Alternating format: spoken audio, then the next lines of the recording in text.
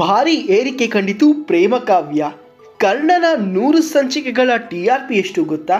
Mahanati grand ಫಿನಾಲೆಯ TRP ಎಷ್ಟು? Ji power ವಾಹಿನಿಯ ಸೀರಿಯಲ್ಗಳ reality ಶೋಗಳ TRP ಎಷ್ಟು? ಕಲರ್ಸ್ ಕನ್ನಡ ಈ ವಾರ ನಂಬರ್ 1 ವಾಹಿನಿನ? ರೂರಲ್ನಲ್ಲಿ ಯಾವ ಚಾನಲ್ ಯಾವ ಸ್ಥಳದಲ್ಲಿದೆ ಹಾಗೂ ಯಾವ ಶೋಗೆ ಎಷ್ಟು TRP ಬಂದಿದೆ, ಇದನ್ನೆಲ್ಲ ತಿಳ್ಕೊಳ್ಳೋಕ್ಕೆ ಈ ವಿಡಿಯೋವನ್ನು ಕೊನೆ ತನಕ ನೋಡಿ. ಹಾಯ್ ಹಲೋ ವೀಕ್ಷಕರೇ, ಸ್ಯಾಂಡಲ್ವುಡ್ ಪೋಸ್ಟ್ನ ಮತ್ತೊಂದು ಹೊಸ ವಿಡಿಯೋಗೆ ಸ್ವಾಗತ. ಗುರುವಾರ ಆಗ್ತಿದ್ದಂಗೆ ನಮ್ಮ ಚಾನಲ್ನಲ್ಲಿ ಬರುವಂಥ ಏಕೈಕ ಎಕ್ಸ್ಕ್ಲೂಸಿವ್ ವಿಡಿಯೋ ಅಂದರೆ ಅದು TRP ಸುದ್ದಿ. ಎಂದಿನಂತೆ ವೀಕ್ 45ರ ಡೇಟಾವನ್ನು ಹೊತ್ತು ತಂದಿದ್ದೇನೆ. ಈ ವಿಡಿಯೋದಲ್ಲಿ ನಾನು ಜೀ ಪವರ್ ಹಾಗೂ ರೂರಲ್ ರೇಟಿಂಗ್ಸ್ಗಳನ್ನು ಕೂಡ ಹೇಳ್ತೀನಿ. ಎಂದಿನಂತೆ ನಾವು ಅರ್ಬನ್ ರೇಟಿಂಗ್ಸ್, U+R ಅಂದರೆ ಓವರ್ ಆಲ್ ರೇಟಿಂಗ್ಸ್ ಹಾಗೂ ರೂರಲ್ ರೇಟಿಂಗ್ಸ್ಗಳನ್ನು ಕೂಡ ತಿಳಿಸ್ತೇವೆ. ಅಷ್ಟೇ ಅಲ್ಲದೆ ಜೀ ಪವರ್ನ ರೇಟಿಂಗ್ಸ್ಗಳನ್ನು ಎಷ್ಟೋ ಜನ ಕೇಳ್ತಾ ಇದ್ರಿ, ಅದರ ರೇಟಿಂಗ್ಸ್ಗಳು ಕೂಡ ಸಿಕ್ಕಿವೆ, ಅದರ ರೇಟಿಂಗ್ಸ್ ಕೂಡ ನಾನು ತಿಳಿಸ್ತೇನೆ. ಸೊ ಮಿಸ್ ಮಾಡದೆ ಈ ವಿಡಿಯೋವನ್ನು ಕೊನೆ ತನಕ ನೋಡಿ. ಇದೇ ರೀತಿಯ ರೇಟಿಂಗ್ ವಿಡಿಯೋಗಳು ನಿಮಗೆ ಬೇಕು ಅಂದರೆ ತಪ್ಪದೇ ನಮ್ಮ ಚಾನಲನ್ನು ಸಬ್ಸ್ಕ್ರೈಬ್ ಮಾಡಿ ಹಾಗೂ ಪಕ್ಕದಲ್ಲಿ ಇರುವ ಬೆಲ್ ಐಕನನ್ನು ಮಿಸ್ ಮಾಡದೆ ಕ್ಲಿಕ್ ಮಾಡಿ. ವೀಕ್ಷಕರೇ, ಆಗದೆ ಉದಯ ವಾಹಿನಿಯ ವೀಕ್ 45ರ ಡೇಟಾ ನೋಡ್ಕೊಂಬರೋಣ.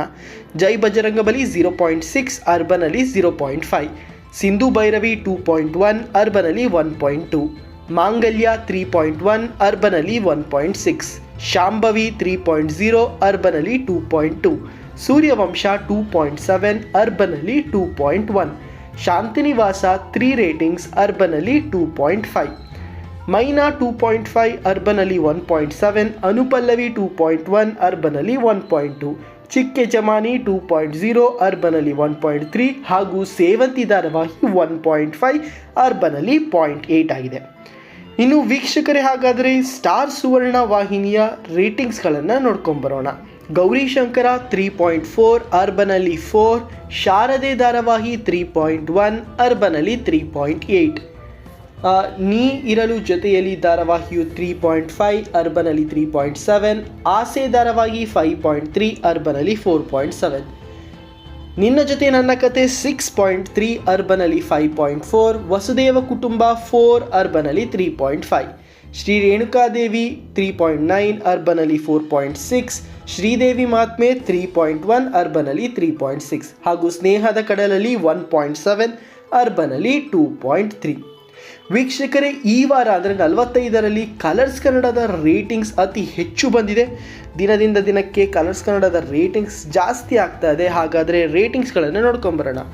ರಾಮಾಚಾರಿ ಮತ್ತು ಯಜಮಾನ ಮಿಲನ 2.8, ಅರ್ಬನಲ್ಲಿ 2.7, ಪ್ರೇಮ ಕಾವ್ಯ 5.9, ಅರ್ಬನಲ್ಲಿ 4.9, ಭಾಗ್ಯಲಕ್ಷ್ಮಿ 5.6, ಅರ್ಬನಲ್ಲಿ 4.6, ಮುದ್ದು ಸೊಸೆ 6.2, ಅರ್ಬನಲ್ಲಿ 5.3, ಶ್ರೀಗಂಧದ ಗುಡಿ 5.2, ಅರ್ಬನಲ್ಲಿ 4.3, ಭಾರ್ಗವಿ LLB 5.9, ಅರ್ಬನಲ್ಲಿ 4.5, ನಂದಗೋಕುಲ ಧಾರಾವಾಹಿ 6.9 ರೇಟಿಂಗ್ಸನ್ನು ತಗೊಂಡಿದೆ, ಹೈಯೆಸ್ಟ್ ರೇಟಿಂಗ್ಸ್ ಅದು.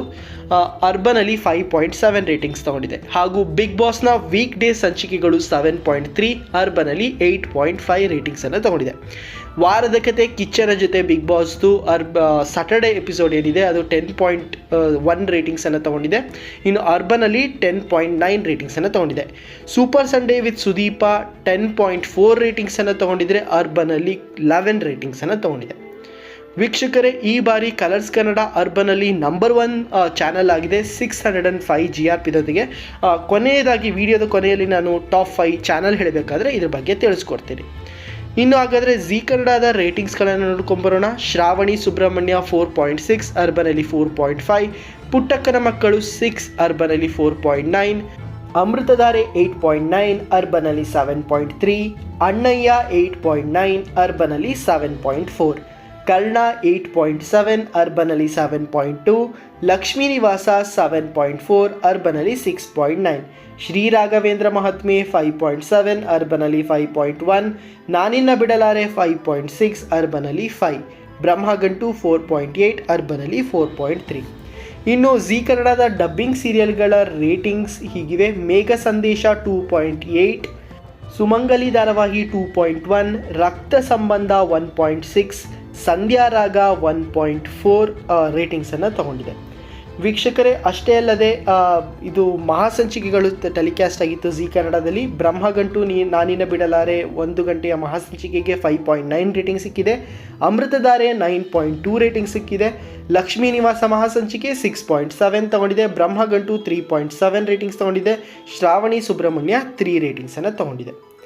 ವೀಕ್ಷಕರೇ, ಗ್ರ್ಯಾಂಡ್ ಫಿನಾಲಿ ನಡೆದಿತ್ತು ಮಹಾನಟಿ ಜಿ ಕನ್ನಡ, ಅದಕ್ಕೆ 6.3 ರೇಟಿಂಗ್ ಸಿಕ್ಕಿದೆ. ಅರ್ಬನಲ್ಲಿ 5 ರೇಟಿಂಗ್ ಸಿಕ್ಕಿದೆ.